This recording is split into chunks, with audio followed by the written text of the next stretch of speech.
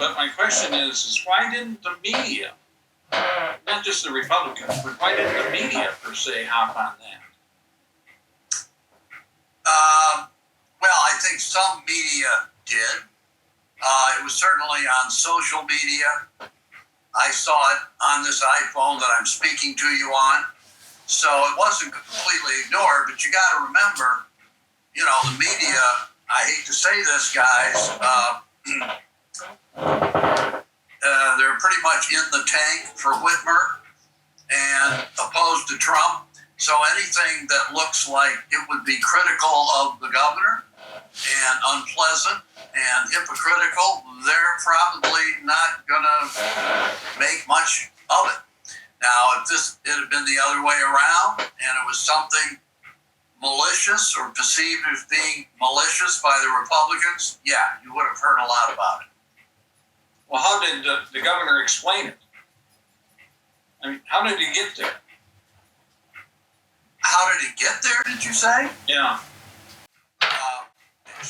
I never saw any comment from her or anybody else about how it got there. I mean, look, I'm not sure where she was speaking from. I think it was from the governor's residence. I mean, I imagine she put it there. I mean, it had to be deliberate.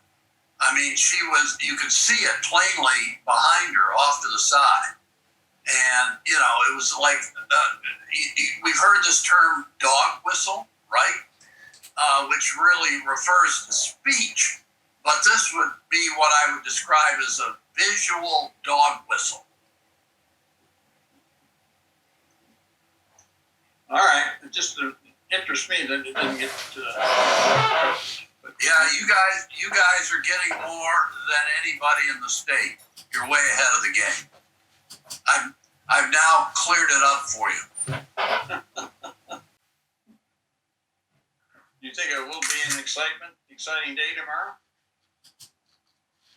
Election day is always exciting. At least for me it is. I mean, if everybody is depending just on the presidential race for it to be exciting, it depends on whether you're on the winning side. And it depends on what your definition of exciting is. But there's so many other races on the ballot.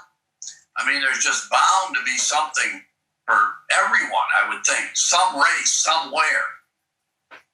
I've even got a daughter running for school board up in Traverse City. So I've got an interest in tomorrow for reasons beyond anybody's ken. I ran for the school board one time. I'm coming out of the polling place. And a dad and his son are standing there. And I thought that was nice. And I complimented them. And the dad said, well, he has a project. He has to report on what it's like being here for a school, in the school. And I said, well, young man, you might be interested to know this. My name is on the ballot. He looked up at me like I was Mick Jagger. I'm not. You are?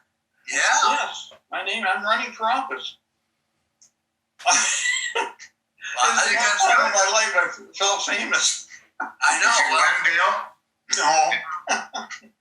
No, but I mean, that says something right there that, I mean, you know, wide-eyed, innocent children want to believe the best of human nature, and they were impressed just that you were running and being on the ballot, regardless of whether you won or lost. I mean, he thought it was really something, and frankly, it was something. Yeah. You made the effort. You put yourself out there. Well, surprisingly enough, I got 18,000 votes. I didn't win, but I got 18,000 votes, and I don't even know that many people. I mean, no, think about it. I voted for you, Dale. 17,000 times.